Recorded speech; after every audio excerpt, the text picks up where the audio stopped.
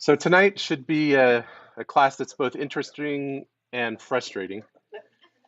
Frustrating because 2 weeks is not enough to adequately describe all of the events that's going to happen during the tribulation. And considering how much we got through last week, I think we'll be lucky to get through the material I do have, which my first pass through it, because it wasn't supposed to be a standalone week. It was part of another week. I go, oh, this is real light on content. I'm going to have to come back through and add it. But after reconsidering that, I think that probably, considering how much material we cover in a given night, I think there'll probably just be the right amount. So, but because there is so much to cover in this topic, probably some things that you guys might be really interested in, we probably won't touch with more than a very light brush. As a matter of fact, I doubt if there's really going to be too much tonight that we cover with a heavy brush. But having said that, let's go ahead and start up, and then we'll get going. Something I want to do, but in the anxiety of getting class started, I always forget to do, is to open in a word of prayer. Since Pastor Matt's back, I'm going to ask him if he would do that for us. Heavenly Father, I just thank you for this opportunity to dive into your word, the prophetic word that you've provided us. God, I just thank you for Don's studies and his heart and his head, God, in terms of wrapping his mind around a coherent picture of the events that you described for us in your word. And God, the significance of that, I pray, is not lost on us, that there is a time coming, God, where every knee will bow and every tongue will confess. And so I just pray that as your church, that we just stay on mission, that we sense the urgency of the moment you provided us, the mission that you've given us, and that we might be actively pursuing relationships, pointing people to Jesus. And so I just thank you for the opportunity to hear more from what God has prepared. I just pray that you make it clear in our hearts and our minds in Jesus' name. Amen. So that's one thing Matt brings up, a good thing that we should keep in mind, which is that the study of end time prophecy is, in my mind, is twofold. One is to give hope for us as believers as we look at the world and see the world changing for the worse. Today I was having a talk with Kurt, and we were commenting on the fact that we really do live in a time where good is called evil and evil is called good. When we see people being able to get away with all kinds of crimes, and people being let out of prison, or people not even being prosecuted for things. And then on the flip side, when we see, I saw an update of the pastor up in Canada who was jailed for simply having a worship service. He's going to potentially be looking at some jail time. So again, we're living in a world where people who would not normally be considered criminals are becoming criminals because of what their beliefs cause them to do, that has no harm to other people. And so it's not like a suicide bomber or something where their beliefs lead them to try to kill a bunch of people. It's somebody who's peacefully trying to exercise their beliefs and are being jailed for it. So we're living in this time, so that we need that encouragement as Christians, that God is still in control, that he's, there's a verse in the Bible that I don't remember the reference, that says he knows the end from the beginning. And so these things, although they seem like a surprise to us and seem shocking and appalling, they're all part of God's master plan that he's allowed to have happen. It's not that he's necessarily caused these things to happen, but he's allowed them to happen because he knows how all the pieces fit together. And then the second thing, as Matt said, is that we should be encouraged, that not only encouraged, but we also should be motivated to spread the gospel. We need to, if we understand these things and that these things are coming and how horrific they're going to be, it needs to motivate us to be looking at people in our lives who don't know Jesus and making sure that they at least have that opportunity. It isn't always up to us to be able to win people to Christ, but we can always plant a seed in somebody's life that somebody else waters at some other time. And so many times in my life, I've seen that happen where somebody plants a seed and somebody else comes along and waters it, and a Christian is born. So no matter what stage of the harvest God has put us in, um, every stage is necessary for salvation. So for people to become saved. So all right, enough of that babble. Good, but um, I don't need enough other stuff to talk about. We have been looking at. We start off with an overview of Daniel 9:27, and my contention and my purpose for doing that is I believe that the 70th week of Daniel is a perfect representation of the tribulation period. And so as we studied a couple of weeks ago, according to Daniel 9:27, a peace treaty is formed at the beginning of the tribulation period. In the middle, there's a desecration, and then at the end, it ends with Jesus coming again, and there's a whole bunch of promises about righteousness being forevermore here, and other things that we're all looking forward to having happening. So that Daniel 9:27 really is sort of a template for the tribulation period. And so last week we sort of left off here with we looked at the first 3.5 years of the tribulation period. Um, as noted, we noted that it started with a peace treaty, and then we talked about this war that's prophesied in Ezekiel 38 and 39. I'm reading a really good book right now called The Middle East Meltdown. If you go to that prophecy website that I created for this class, it's one of the books on the recommended list, and it talks about this future war, and it goes through sort of what I did last week a little bit, where it goes through and talks about each nation that's mentioned in Ezekiel 38, and talks about how you can sort of place the modern day to where they would be today. But there's this war prophesied, and some people believe it will happen before the rapture. Some people believe it'll happen between the rapture and the tribulation, and some people believe it'll happen just after the tribulation starts. I believe I'm in the third camp, but I'm very, very tenuously in that camp. I think it could easily be in either of the other things. So potentially, it's something that potentially we could see here on Earth before we actually get raptured. So it's exciting to look at it, to study it, and to see what that involves.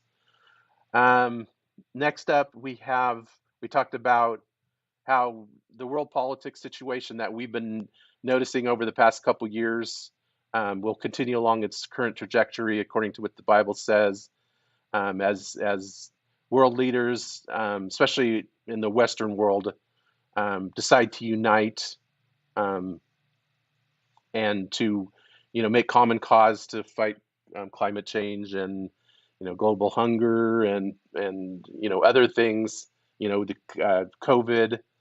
Those things, as they start to cooperate together, that will continue along its current trajectory, with one world government resulting. And we looked at some scripture that talked about that last week.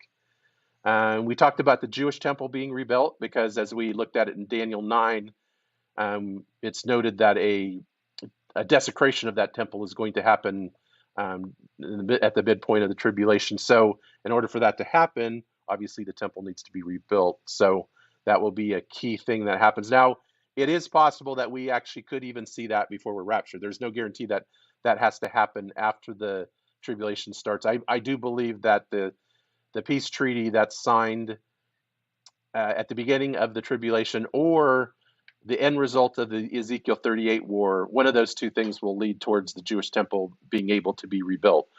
And so either the peace treaty with the Antichrist and the Jewish people will state that that he's going to support them doing that, and maybe he'll negotiate with the Arabs a moving away of their sacred temple and so forth on that site, so that the Jewish people could rebuild. Or, and I like this theory as much, equally likely, during the Ezekiel 38 war, maybe one of those stray missiles that we've seen so often lately will just stray over and blow up that mosque there, and blow it apart.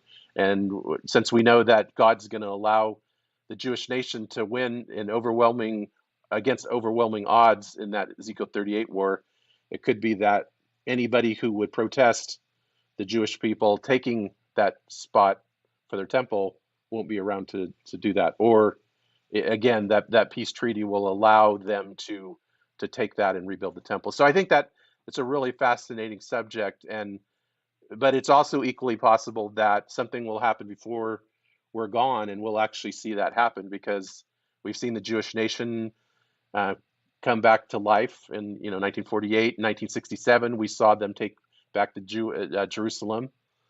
So pieces have been falling into place, and we've had the privilege of seeing them. So it's equally possible we could actually see the temple rebuilt. So, but certainly, if it's not done before that, it has to be done sometime in the first 3.5 years, just because of what the Bible has to say about the Jewish temple. Then we talked about two witnesses.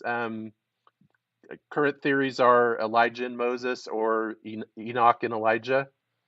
Um, I could go either way on that. I see both sides of that. It's entirely possible it's not either. It could potentially just be two people that are empowered by God to act in that role. But because that Elijah is promised to come before the great and dreadful day of the Lord, or whatever Malachi says, a lot of people believe that he'll come in that fashion, even though Jesus pointed out that John the Baptist could have been that Elijah coming if they would have accepted the kingdom at that time. So there's enough wiggle room where you can't be too dogmatic about some of the stuff.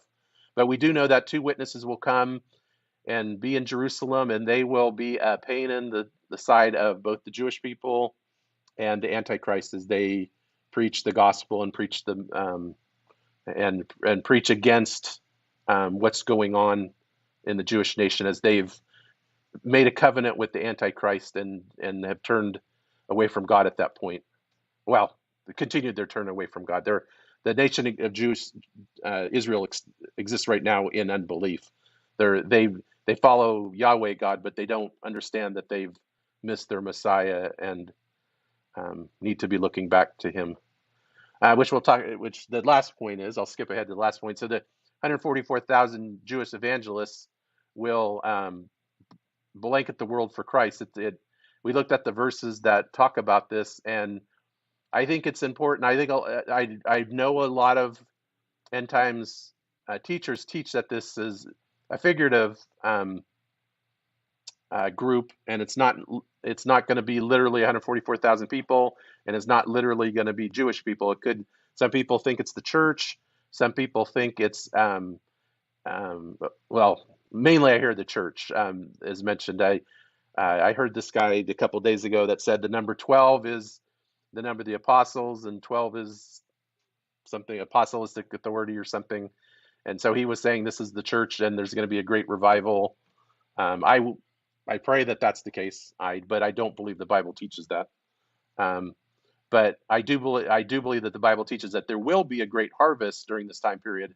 But because he lists in those verses 12,000 from each of 12 tribes of Israel, I do believe that extra emphasis is meant to show us that it literally is going to be Jewish people, because otherwise there would be no need to mention each tribe specifically in that prophecy. So we will see these two witnesses and these 144,000 people evangelizing the world for Christ during the first half of the tribulation. And then lastly, skipping back up to the one I skipped, the world will be united behind one religion. So we were getting towards the end last week. We didn't really cover this heavily, but the Bible does talk about the religions coming together, or is the false religions coming together into one great massive religion that's not Christ-centered. I think we see a little bit of that. I think you guys have heard of Islam, where they're trying to merge Christianity and Islam into one religion. And there's always been ecumenical movements where people of different faiths have come together and said, we need to band together and not be against each other, which is all fine and good, except for once you start doing that, then you start denying the truths of the Bible. that Jesus is God and so forth. So that's we can't allow. Certainly, we don't want to be. I think we want to be true to the Word of God and be peacefully evangelizing the world. We don't want to. We're not looking for another crusade or anything like that. But we definitely want the truth of Jesus to stand alone, because that's the one thing that we believe. The Bible teaches is the one thing that's going to allow people to determine where they're going to spend their eternity. And so we can't allow that truth to be watered down because we want to make people feel good here now, because you can feel good all the way up till the point where you die, and that's not going to help your eternity. So that's where we sort of went last week. So we're going to pick up from there. Remember, we're looking at the tribulation at this point from an earthly perspective. We're going to come along a little bit later and look at it from a heavenly perspective.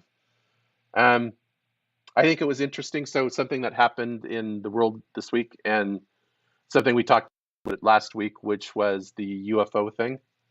So we looked at the fact that, and I believe this to be true, that so first of all, the UFO report came out, for those of you who may not know, from the government, that was supposed to come out, and as I suspected, it was a big nothing burger as far as what they revealed, and that's not surprising because I believe that, well, I, I have some thoughts about that, but I do believe that that is being offered as a potential explanation for a pre-tribulational rapture. That there has to be some explanation into where people went. There are going to be enough people left behind that know about the concept of the rapture, that if there was no other explanation, that would be an explanation a lot of people would gravitate towards. But as we're going to look at it in a couple of weeks, Second Thessalonians talks about a strong delusion that God allows to happen so that people will believe a lie about what's going on. And because of that, I just thought that was interesting because it happened this week. And because I know some of you are interested in that I think it's enough went out there where it's there. It's under the surface now. So at any point, they can use it if they need to. But right now, it's not anything to get people panicked. Everybody can go back to their state of comfort level and everything like that. But it's there for when they need it. And I think that's important, is the setup for the future. So I wanted to bring that up as well, because that happened this week, which is something that we've been looking at for a couple, potentially happening all this month. Okay, so that's the first 3.5 years. So we know at some point we're going to get to the midpoint of this tribulation period. And one thing that's going to happen that I don't know if a lot of people know is that the Antichrist is going to actually be killed at some point. So we'll look at the verses that talk about that. And we find that in Revelation chapter 3. And I saw a beast coming out of the sea. He had 10 horns and 7 heads. On his horns were 10 diadems, crowns, and on his head were blasphemous names. The beast I saw was like a leopard, his feet were like a bear, and his mouth was like a lion's mouth. The dragon gave him his power, his throne, and great authority. One of his heads appeared to be fatally wounded. So I stopped at that point because that made the point I was trying to make. Now, there's a lot in these verses, and this is part of the part I told you at the beginning you're going to be sort of frustrated about, is I would love to stop and talk about what's significant about the 10 crowns or the 7 heads, or hear what's significant about the leopard, the bear, and the lion. I think if you read Daniel's other prophecies besides the ones we looked at, you would see some of the fulfillment of those prophecies in this verse here. But I will mention this: the dragon gave him his power, and I think that's important, because we've already the previous verses to this, I've already identified the dragon as Satan. So we're this beast that's risen out of the sea, and the sea is typically in prophecy a a picture, a representation of the nations of the world. Um, so when you see something saying coming out of the sea, that's typically coming out from the Gentile nations, and then when you see something coming out of the land, it usually means it's coming out of the nation of Israel. And so we see this beast coming, and he's given power by Satan. So those are the two important things. And then lastly, it notes that one of his heads appears to be fatally wounded. Um, so that's one of the things we're going to see happen now. Um, this will probably be a little bit before the midpoint because of what we know is going to happen here. But these are things that are going to happen around the midpoint. The second thing is Satan is going to be cast down from heaven.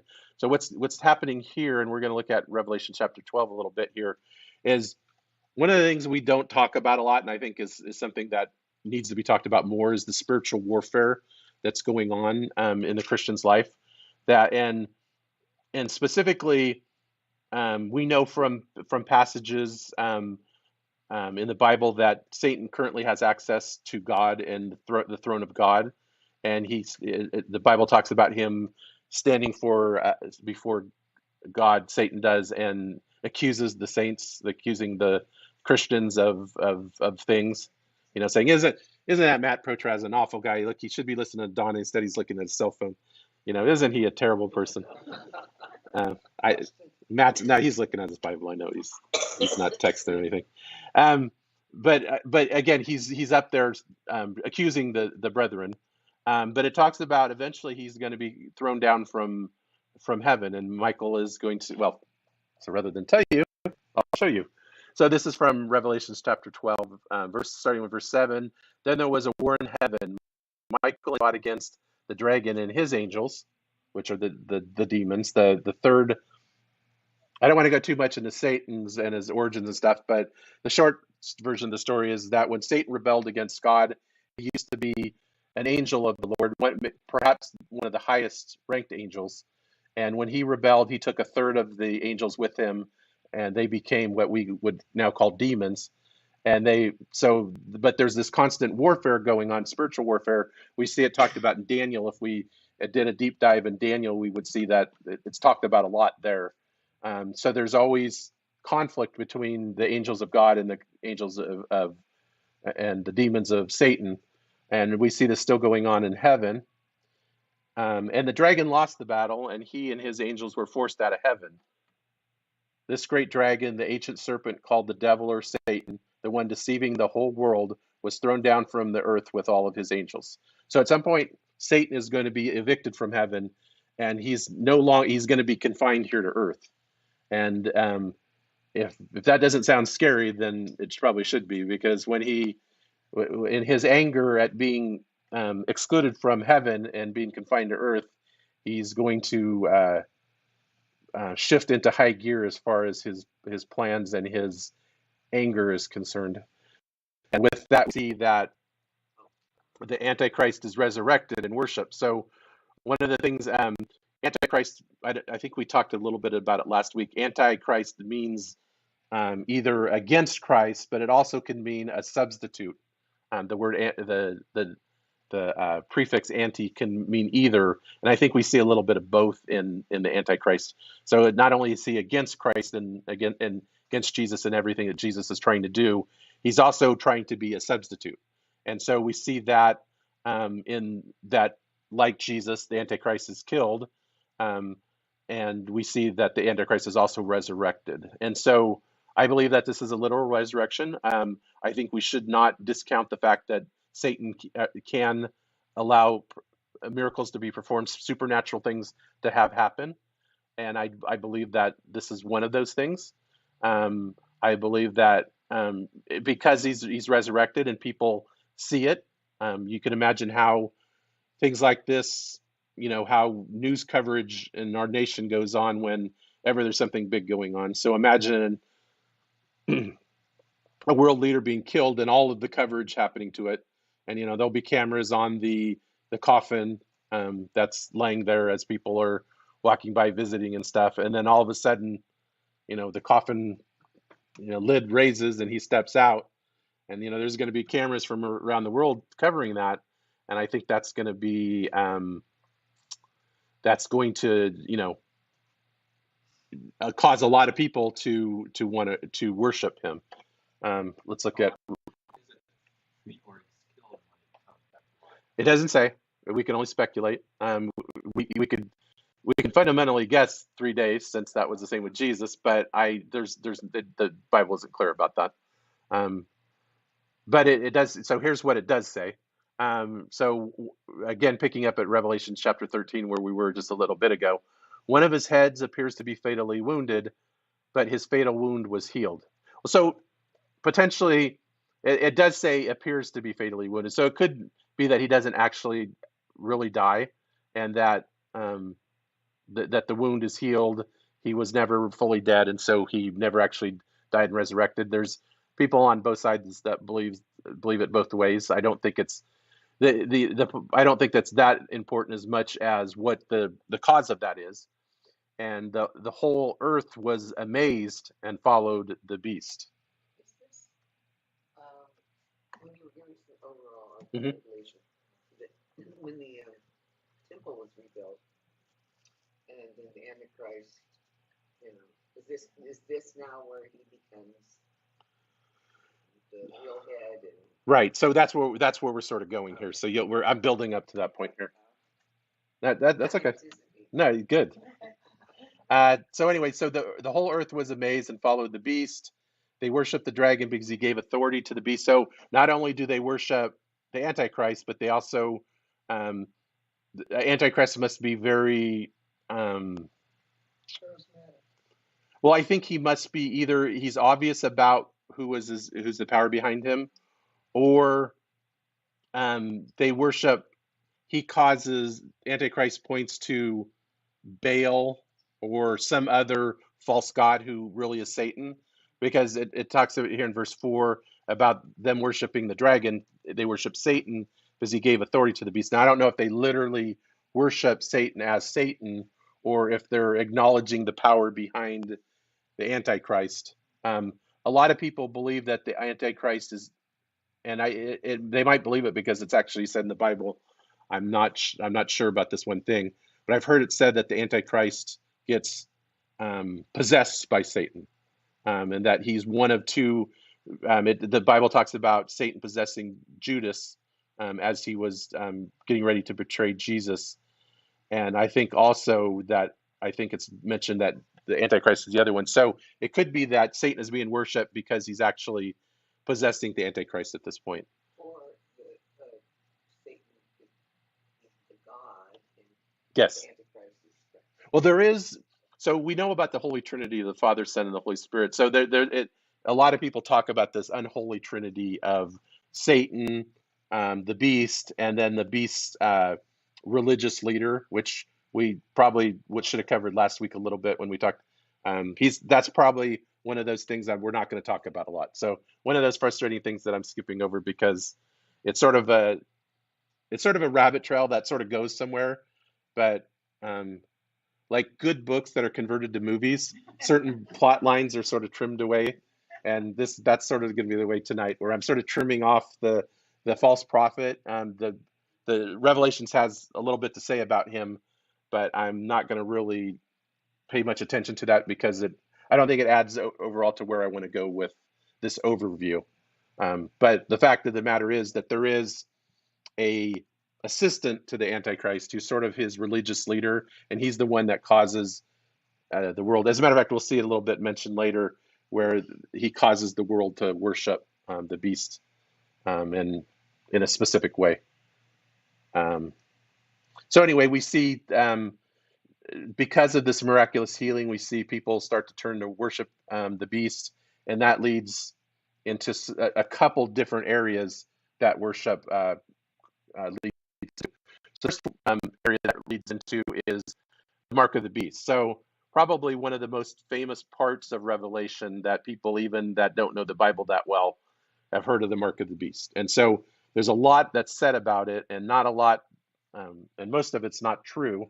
So I thought I'd spend a few minutes tonight showing what the Bible has to say about the mark of the beast, so that we can use this information to filter out what things potentially could be the mark of the beast and what things potentially won't be the mark of the beast. Because since I've grown up, I've heard various things that are the mark of the beast, including social security numbers, credit card numbers, tattoos, fingerprint ID things. So let's see what the Bible has to say, and so we can make some intelligence about the mark of the beast. So from Revelation chapter 13, starting verse 16, he says, and he requires everyone, and this is talking about that false prophet that the plot line I trimmed out, but as I mentioned, he's the religious leader that is going to cause everybody to recognize the Antichrist as the one true God. So he's going to require everyone, small and great, rich and poor, free and slave, to be given a mark on his right hand or on his forehead, so that no one can buy or sell unless he has the mark of the beast. I'm sorry, let me start again. So that no one can buy or sell unless he has the mark, the beast's name, or the number of his name. So either his name or the number of his name. Here is wisdom. The one who has understanding must calculate the number of the beast, because it is the number of a man. His number is 666. So I'm sure one of the first things you guys want me to do is tell you what the number 666 actually means. And I'm going to tell you this, as I've heard probably at least 20 explanations of it. And I've never felt necessarily good with any of them. The most common one I hear is that whatever his name is going to be, numerically in either Hebrew or Greek, because both Hebrew and Greek, unlike English, in English and other Western languages, there are numbers and there's letters, and letters are used to form words, and digits are formed to create numbers. Well, in Hebrew and in Greek, numbers and letters are the same thing. So you can have a letter, and it can represent either a letter or a number, depending on how it's used. And so that's why you'll hear a lot of people talk. We touched on this really, really briefly when we talked about Daniel's 70th week, when we talked about literally the prophecy, and Daniel talks about 77s. And I talked to you, like, the word seven in Hebrew is like the word dozen in English. It represents a grouping, understanded grouping of seven of something. And so that word seven in Hebrew is literally a number, the number seven. And so just like that, some people think that when you take his word, his name, whoever he turns out to be, and you turn it into Greek or Hebrew, the number amount will add up to 666. And that's caused a lot of people throughout the years to try to do that with various world leaders' names, to try to see if they can identify the Antichrist. And, we've heard Ronald Reagan and, Clinton and all kinds of people identified, various other people because of how their name might end up being 666. I don't think it's that. I don't think that it's that. But I know that's a very popular theory. A lot of people, I've heard several people I trust talk about how the number 6 is literally the number of man, and 7 is the number of completion. The number 3 is the number of God, of the Trinity, and so 3-6 is because of the triunity of Satan, the Antichrist, and the false prophet. 3-6 is for that. So I won't lie to you and say that I have a clear and good understanding of what that means. Quite frankly, I don't know if anybody will until actually the time comes where you can and will understand. So I always believed that number 666 stood for perfect imperfection. Perfect imperfection. Okay. Well, certainly those 3 people will represent imperfection. One thing I do think that's significant we should take away from this passage about the mark of the beast is the circumstances in which it's applied. So the mark of the beast, whatever it's going to be, is going to be something that's applied to people in a religious sense, so that it's um, it's going to be given for to indicate that you are a follower of a specific person, specifically the Antichrist. And so I didn't grab all of the verses here. I did only cherry pick one because again, my original intention of this was just to be an overview, and it's become a little bit more than that because I do want people to understand this. But the mark of the beast is meant to be a mark of you're following a particular person. So it can't be, it doesn't, make sense for a social security number or a tattoo or even a COVID vaccination to be in that sense. Um, but so it is something that you're going to be given, that a person is going to be given, and if they take it, the Bible does teach that once it's taken, it's unrevocable. So at some point, the people who are on the earth at this time are going to be given a choice to take the mark or not, and literally, that decision at that moment will determine their eternal destiny, because the Bible teaches that those who do take the mark are going to be condemned to eternity in hell. And so that is not fun. That is not something that I don't think it'll be something that we're going to see, but I think it's important that we note this, that this taking this thing is a one-time decision, and I don't think it's going to be I don't think people can accidentally make this decision. It's going to be, when it's made, it's going to be a decision that people are consciously making. And so I think all the worry that a Christian might accidentally take something that's going to like, for example, the COVID vaccine, or anything like that, they're going to take something that's going to cause them to take the mark of the beast, is not scriptural. That that would make whatever it is that you're being given stronger than the power of Jesus Christ to save. And so we don't believe that. We believe that nothing could be injected in our bodies that will cause Jesus to say, okay, I'm done with that person. So rather it's consciously a decision that people are going to make, saying, I'm going to worship the Antichrist, and I'm willing to take a mark to signify that. Now, unfortunately, because of this, there's going to be a temptation for people on the earth who may not necessarily follow the Antichrist to take it for pragmatic reasons. But it will be a decision that people on the earth at this time will have to make, and it will be a long-lasting decision. So it's not something that should be treated lightly. But I do want to give that encouragement to you, and so you can give this encouragement to others, that the Bible clearly teaches that that this is going to be something where it's going to be a conscious decision that when it's made. So don't ever worry that you might accidentally do something that's going to exclude you from Christ's body, because that's not possible. Karen. But it sounds like then it will be a life or death situation, right? It'll be, if you choose it, you'll be able to, at least while you're on earth, live. Yes. If you don't choose it, it sounds like it could be immediate death, either because you can't buy anything, which means food or shelter.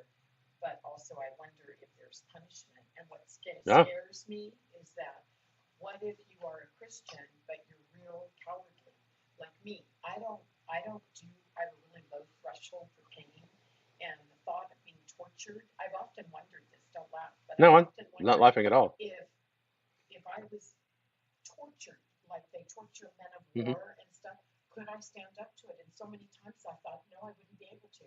I just wouldn't be able to endure anything like that. So that terrifies me too, because I don't know if I have the courage, Mhm. under torture, to withstand that. So Right. I don't know, but I realize we're not given that Right. fullness of information. Yeah, and all I can really say about that is there have been Christians throughout, through the past couple thousand years that have faced that. I can think of when the Catholic Church was Matt, help me out. What's the term where the Catholic Church persecuted? Uh, Crusades. no. That was when the church fought against Islam for yeah, Inquisition. Inquisition. Thank you.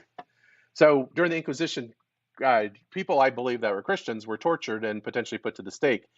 Now we hear about the ones that bravely went to the stake or to the fire or whatever, and didn't renounce it. But I'm sure that as you mentioned, it would be hard to not in the moment of being tortured just to scream out what they want to hear to stop. And I believe that Jesus understands, he understands suffering because he suffered. And so I think it's my belief that once you're saved, you're always saved, and there's nothing you can do about it because there was no good work that you did to earn your salvation, so there's no bad work that you can do to take away your salvation. And so I don't believe that you can do a renouncing of your faith like that. I do believe that there are Christians that are going to be alive at the time when this is administered, and they're going to have to accept the penalty of not taking the mark of the beast. And that's one of the reasons why you don't want to be in the tribulation if you're a Christian. Now, if I recall right, in that Left Behind series, Mhm. I think there was a character Yeah. that took the mark of the beast, made him a Christian, or No, so what happened is he was already a Christian, and his parents forced him to take the mark. oh, okay. And so yeah, I remember that part too. And so again, that's a nice story. It could so potentially somebody could be. What if somebody against their will was dragged forward and just said, "You're taking the mark no matter what," and they stamped the mark on him, and he was a Christian? Would that mean that Jesus would or the Holy Spirit would leave his body and he would be? No, I don't believe so. I believe this is if you make a conscious and willing decision to worship the beast, you will take this mark and that will seal your fate. But I believe if you don't want to worship the beast and you're forced into it, I don't believe that Christ, because that isn't the character of God to say, okay, something against your will happened to you, you're no longer included in my plan of salvation. That's not the character of God. And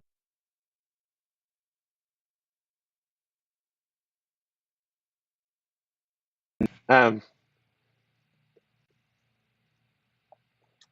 where was I? We you Part of the plan of salvation, remember when, will God not take the Holy Spirit away just because I don't know where I was going. I think God caused my dad to call to say, "Hey, you're on a tangent. Come back." All right, so let me get back to where I'm supposed to be. Because this is why I take an hour and a half to teach like 30 minutes of material, is because like the rabbit. every rabbit trail I see, I go down. I'm the thing that marks a good teacher, that is Matt and Kurt and Jeff, is the ability to stay on message and not take those rabbit trails. So I give you a lot of props for that. Provide something that I've always thought about. Yes, sure, definitely. And this is for you, Karen. When Stephen was martyred, he was the very first martyr that we see recorded in Scripture in the New Testament church.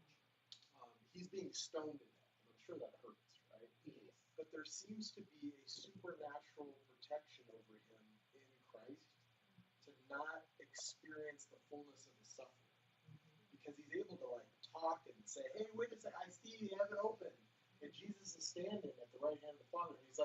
He's like still in this state of like being able to, you know what I mean? Like it just seems like, and I don't know for sure. So the pain is blunted. Exactly, or sheltered from, like he's out of body. You know what I mean? And God has the ability to take us out of body. So our body's suffering, but we're not feeling it. Right. You know what I mean? Like, and so there's a sense that we have to trust that Jesus is going to know our threshold, Right. stay true to him no matter what. Right. You know what I mean? And he'll take care of the rest. Because if we trust him with our life and our eternity, we can trust him with whether or not we can make it through the trial. And I think we're always a little bit stronger than we think we are. I look at situations and I go, I definitely don't want to go through that situation. I won't be able to stand up through it. Or See, I can't believe that I Yeah. made it through. yes. Yeah. And I'm thinking of specific of loved ones' deaths, thinking if I can't, I won't be able to do that. And always God gives you the grace to get through those situations you don't have. So you can't dismiss the measure of grace that God allows us to do things above and beyond our capability of doing it. And that's always so that God gets the glory for whatever happens. And he's always there. He's not just Yes. up in heaven watching that. Yes. We Understand? a personal God. Yeah. All right, let's move on. So the two components of the Antichrist being worship. One is the mark of the beast is implemented to his followers, and then the second part is this abomination of desolation. So we've studied about this in Daniel. We've seen Jesus talk about it, and we've seen in history this modeled. We talked at one point about prophecies having a near and a far fulfillment. We saw Antiochus Epiphanes, I believe his name is. Thank you, Antiochus Epiphanes. Um, More than one. The one they think it is. okay, so we saw at least that one for sure, as he was a Greek. You guys probably a lot of you have heard of Alexander the Great. He was a young man at a very young age who was able to conquer most of the known world at that time. And then because of his character, he was such that he was always driven. And when he had conquered everything, there was nothing left for him to do. And so he sort of burned himself out on alcohol and other substances, and he died at a very young age. And he died without any offspring. And so the Greek kingdom, world kingdom, was divvied up among his four generals. And one of the generals was took the part of the world kingdom that Israel was a part of, and one of his descendants was this Anti, Antiochus Epiphanes, and he went in and desecrated the Jewish temple at that time. And if you've heard of the feast of Hanukkah, um, that is about the Maccabee, these Maccabean. Okay, so Matt should be teaching this part. I know of it, but I've never actually really looked at it that much. All I can tell you is that at one point there was a fulfillment of this prophecy where the temple was desecrated at that time by this leader, and at that time he took pig's blood and used that to desecrate the temple. And what that did is it caused the temple to not be usable for sacrifice anymore. So what they literally did is they had to tear out the altar, I think, stone by stone, and they piled these stones up in the temple courtyard because they had been consecrated to God, so they didn't feel like they could just throw them away, but they knew they were no longer useful for the purpose in which they were being used. And so they made this pile of stones, and they said, when the Messiah comes, he'll tell us what to do with this pile of stones. And it's believed that that pile of stones is the pile of stones that they reached for when Jesus came along and said, I am the Messiah. And one of the passages in the gospel talks about the fact that that when he made that claim, that people reached down to stone him, and it's believed that that was the stones that they reached to grab him. But some people believe that, at least that is a story. I'm not saying that that's true in any way, but I think that whole thing is interesting. However, the point is we've already seen this happen in history once, but and the reason why we think it's going to happen again is because Jesus said that what happened, for him maybe 200 years ago, 150, 200 years in the past, with that Maccabean revolt and the process of the re-sanctification of the temple, where the holiday of Hanukkah comes from for the Jewish people, that's going to happen again, because Jesus says, remember what Daniel said about the abomination of desolation. You're going to see that happen in the future. And when you see that happen, you should run for the hills.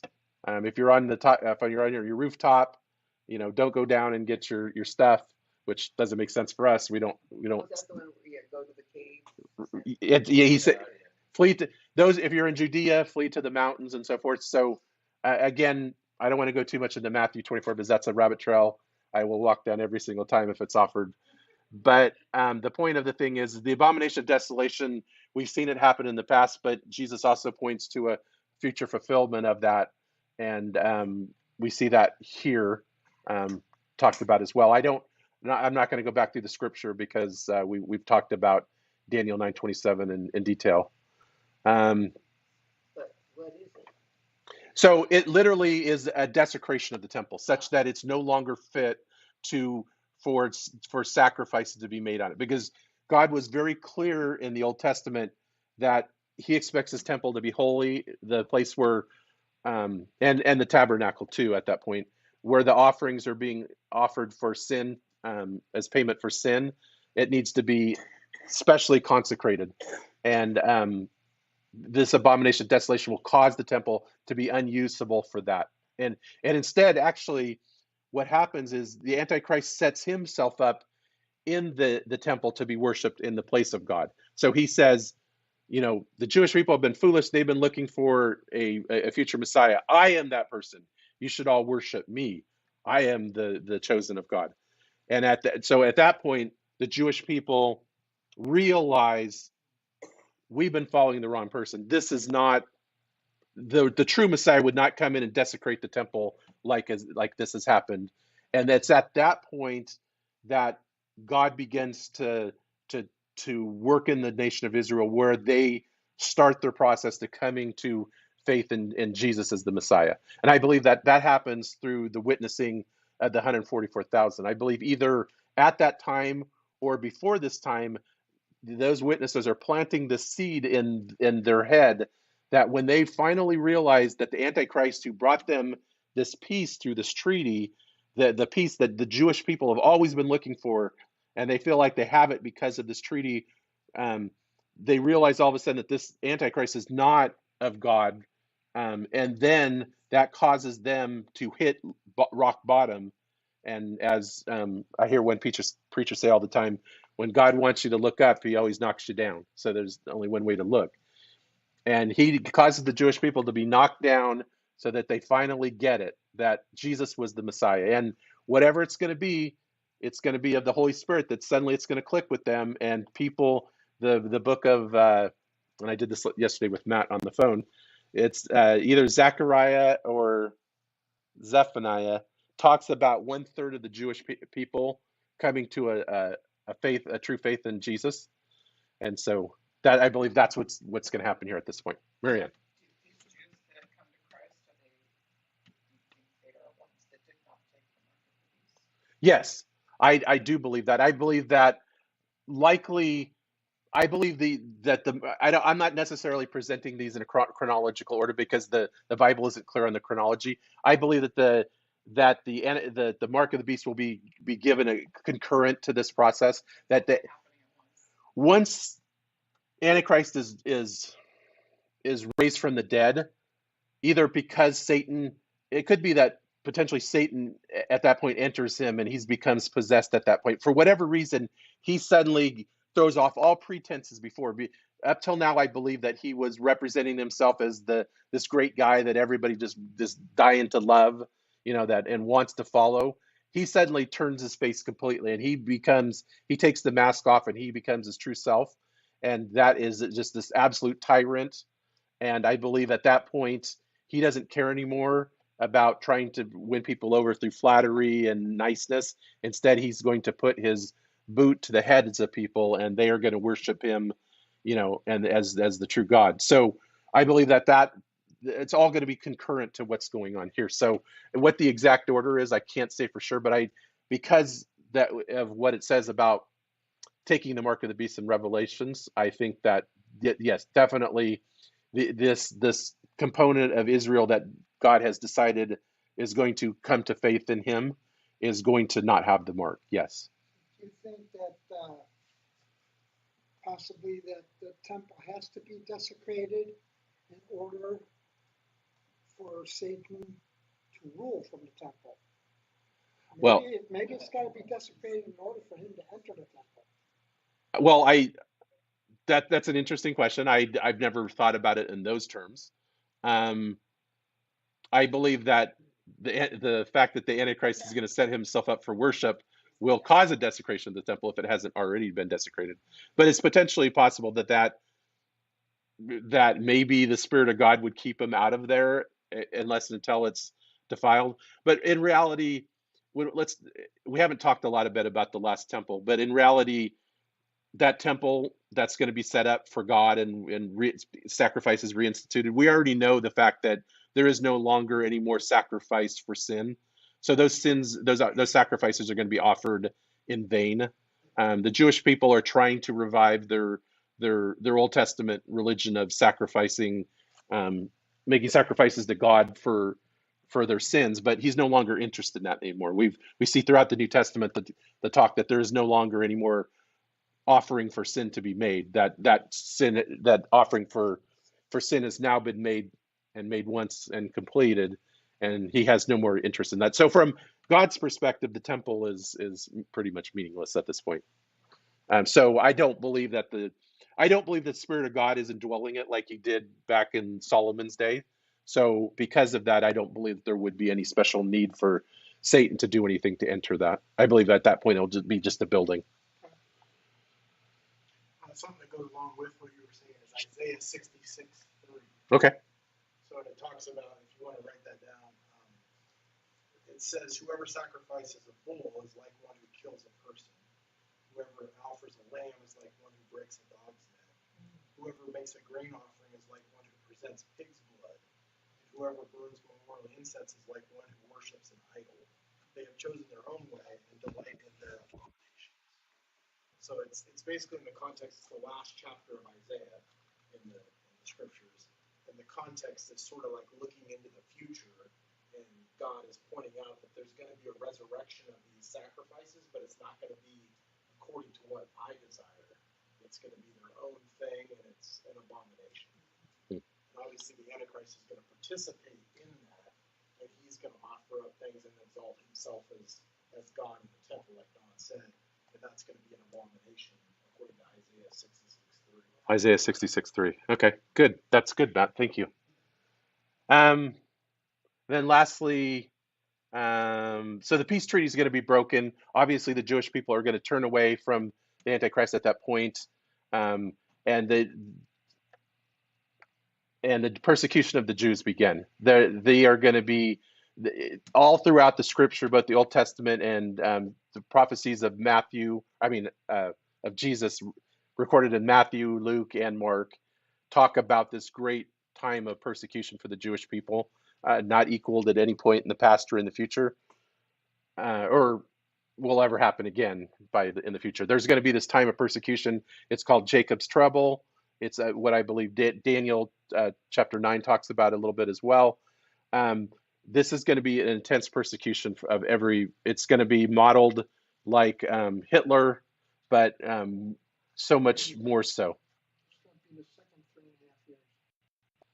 Yes. And so, yes, the second 3.5 years, if you remember, and I'll throw it up at some point, there, our chart, the two divisions of the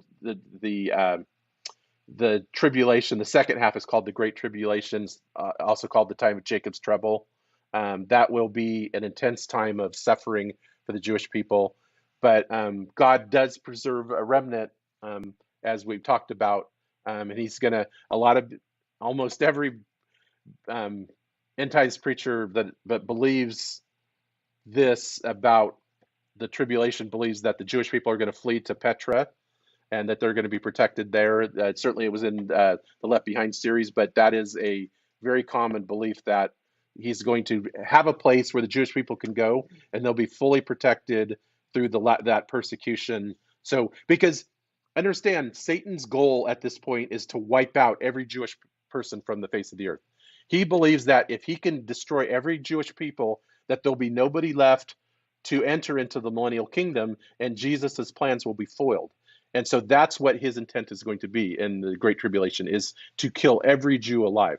Now, God is going to preserve a remnant because that's his plan, is that he's not going to let Satan thwart his plans. And so he has his own plans to make sure that Satan won't be able to touch his elect Jewish people. So I have some verses here. Matthew chapter 24, a long passage here. Let me read through a little bit.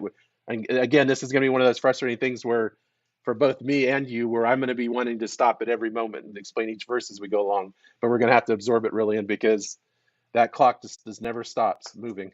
And it's so frustrating to me. So when you see the abomination that causes desolation, so this is Jesus speaking to his disciples who asked, what are the signs going to be of the end and of your coming? After Jesus talked about the temple being destroyed, the disciples didn't attach that to AD 70. They didn't understand that. they attached it to the end times because they knew that Daniel talked about the destruction of the temple. So when Jesus says, hey, that temple, not one stone's going to be left on another, the disciples' immediate reaction was, well, not immediate because they were walking along. So, but they went to him and said, hey, no, okay, the temple is going to be destroyed. This is end time stuff. So tell us about signs that are going to we can look for that'll tell us we're getting to that point, and tell us about your coming again. And so this is Jesus answering that question. So when you see the abomination that caused desolation spoken of by the prophet Daniel standing in the holy place, so this desecration is going to be somebody standing in the holy place. So again, we talked about Antichrist being the that person, and I think it's always been very interesting to me that Matthew likely put this parentheses in that says, let the reader understand.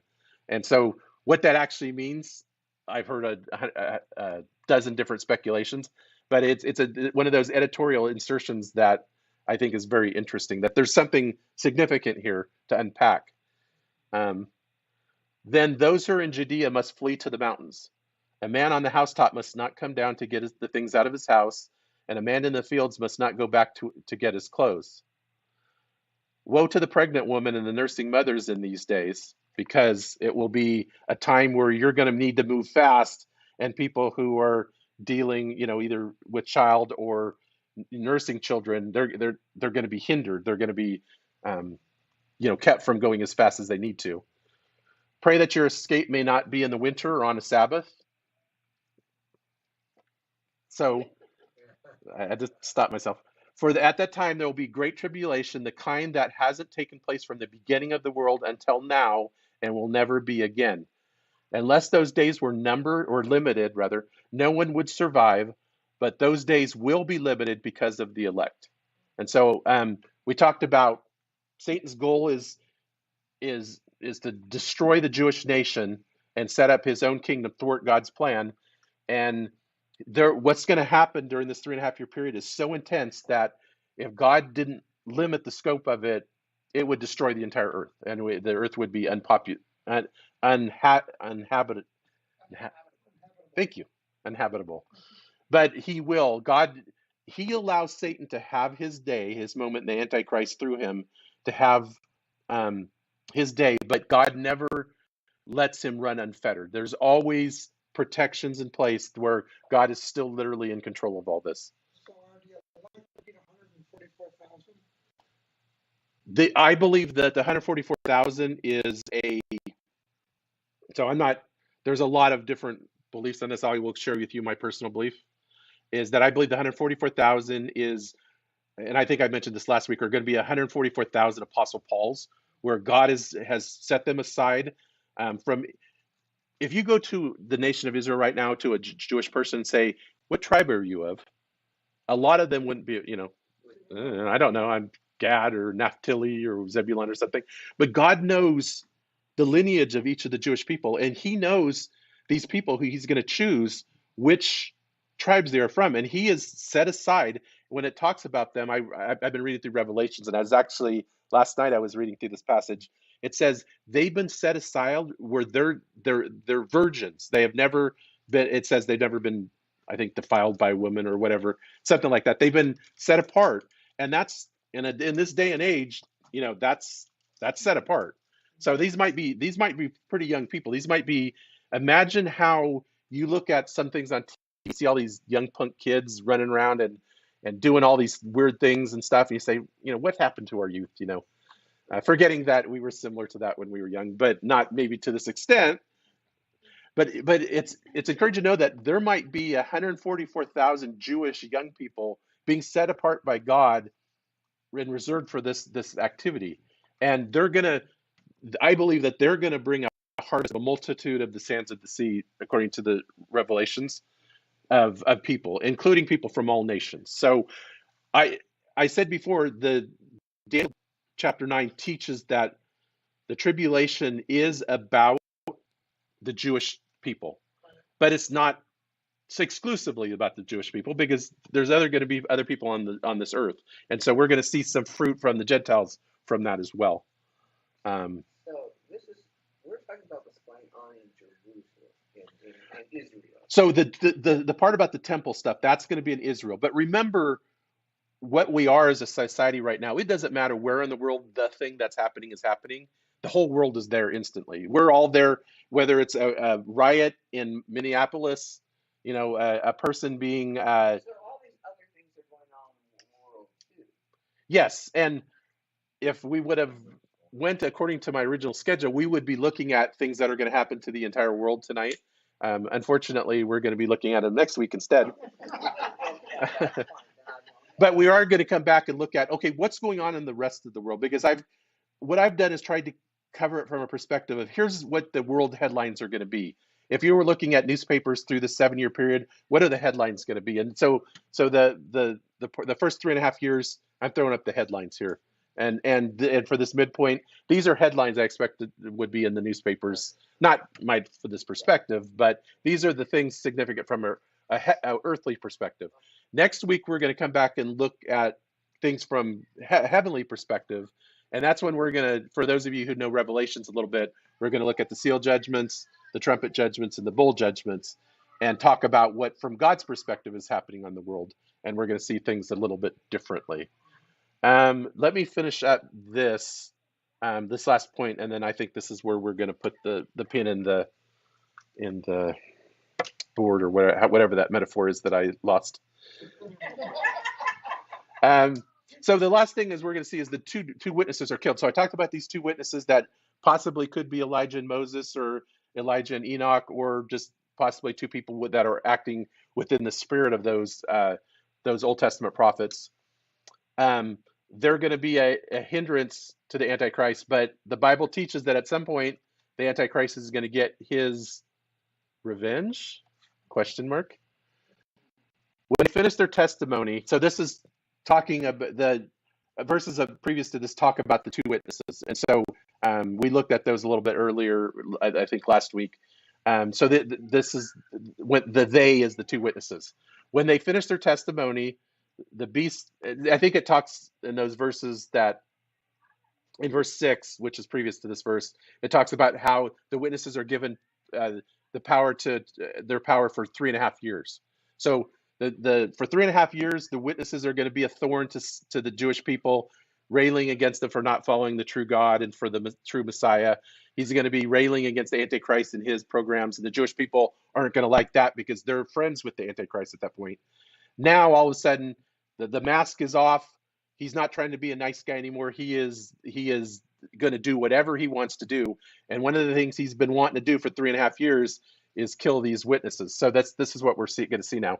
When they finish their testimony, the beast that comes out of the abyss will make war with them, conquer them, and kill them. So he's going to come against these two witnesses, and he's going to kill them. Their dead bodies will lie in the public square of the great city, Jerusalem, which prophetically is called Sodom in Egypt. So because of the wickedness of Jerusalem at this point, where they've completely turned away from what God's will is for them, they're prophetically called Sodom, which we know about, and Egypt, which again was a representation of people like the Pharaoh and stuff who were against the Lord's will and tried to prevent the Lord's will from happening. Where also their Lord was crucified. So that sort of solidifies the fact that we're talking about Jerusalem here, because that's where Jesus was crucified. And representatives from the peoples, tribes, language, and nations will view their bodies for 3.5 days and will not permit their bodies to be put into a tomb. So imagine two dead bodies lying in a street or in a field or somewhere, and people are not allowing them to be buried. They want to celebrate over the fact that these two people who have been a thorn in the world's side are now dead. And it actually says those who live on earth will gloat over them and celebrate and send gifts to one another because of these two prophets, because these two prophets brought judgment to those who live on the earth. So the people are going to be so happy that they're dead that it's going to be like Christmas time. They're really going to send presents to each other to celebrate the fact that these two people are dead. And remember, all of earth is going to be able to see these dead people because of the power of the television and the internet. Everybody will be able to see these bodies lie there. But the question mark I presented earlier is the Antichrist doesn't really get his revenge.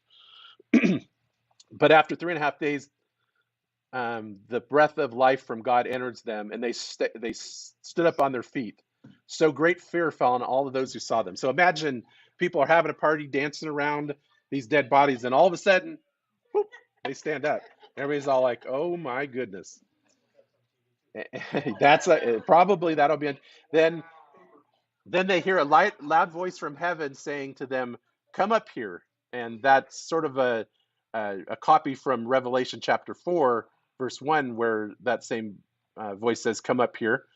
And the two witnesses went up to heaven in a cloud where while their enemies watched them. So their people that were celebrating over them are going to actually see them rise into heaven. And we'll see that on the internet too, right? They'll see it on the internet and TV, and then YouTube and Facebook will censor it, and nobody will be able to see it at that point.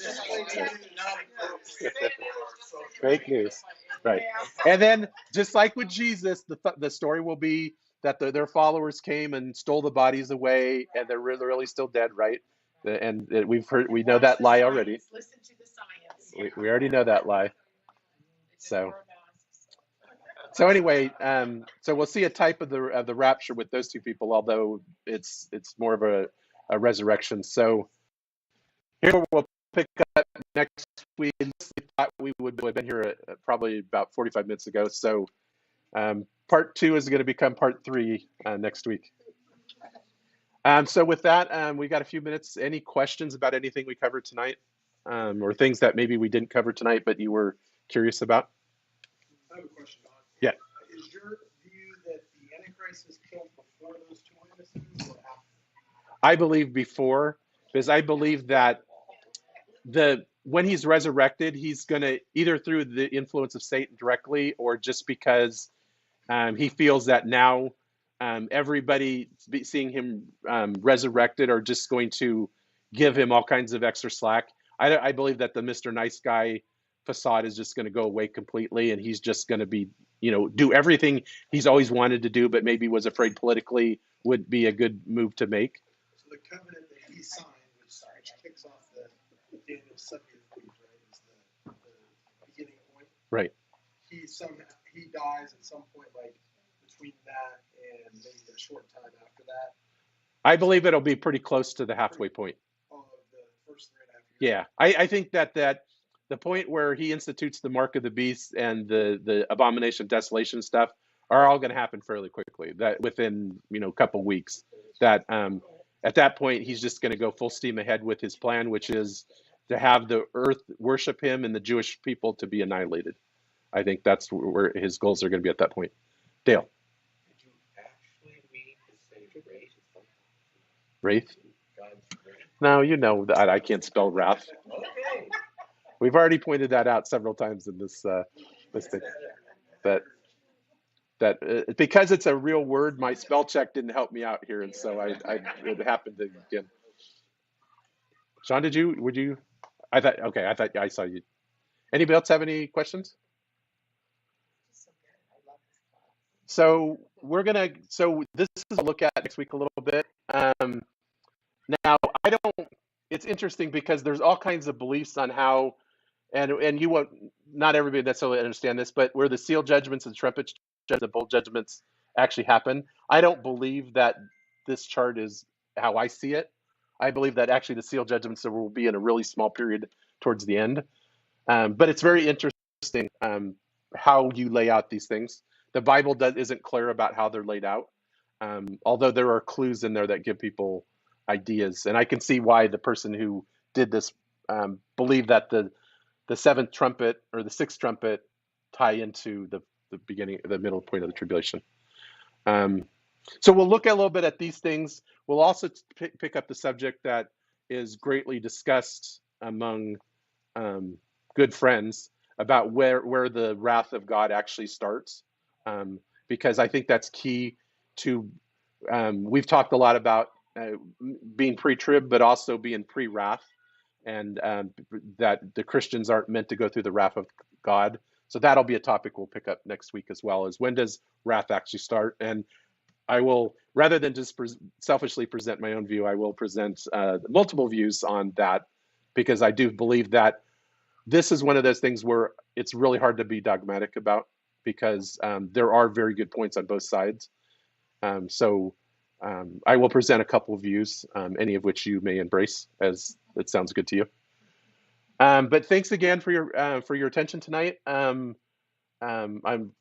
constantly amazed at how little I really cover, and um, I, and the good news is that I can follow as many rabbit trails as I want next week, and there's no way I won't finish what we're going to talk about next week. And then so after next week, we're going to take a 1 week break during family camp week, and then when I come back, we'll start talking about the rapture, and I will go for sure 2 weeks, and then at that point, I might want to go a couple more weeks, and it'll be up to you guys. You'll be offered the opportunity to come back and if you want to, or if you're quite done it with me at that point, or at this point for any reason, you can just stop coming, and I will definitely understand. So with that, John, would you close this in order of prayer?